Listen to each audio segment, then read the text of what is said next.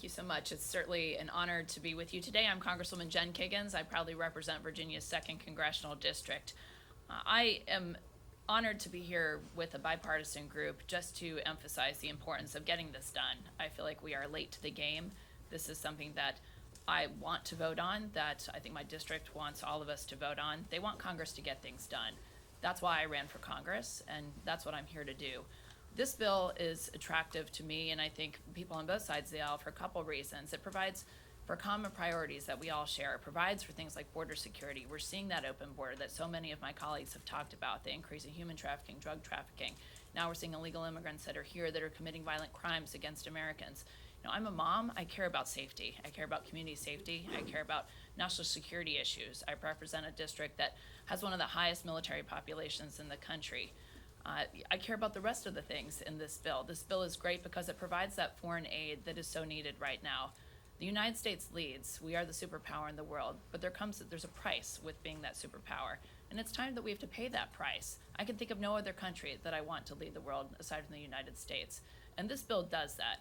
It provides for aid for people who are our allies. It provides aid for Ukraine. We have seen what's happening with Putin, the aggressor from Russia, when he invaded Ukraine.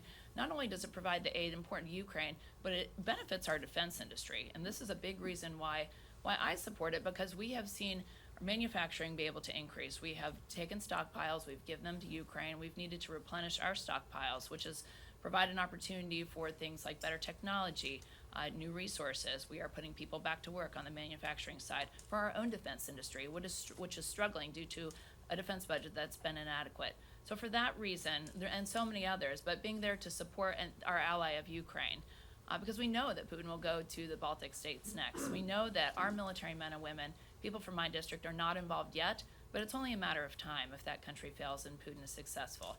On top of that, we've seen Israel, what's happening with Iran-backed Hamas and other terrorist groups. We have to be there for Israel. They are our most important ally in the Middle East. That should be a no-brainer. I think people on both sides of the aisle are ready to support Israel and have been for many, many months, since October 7th.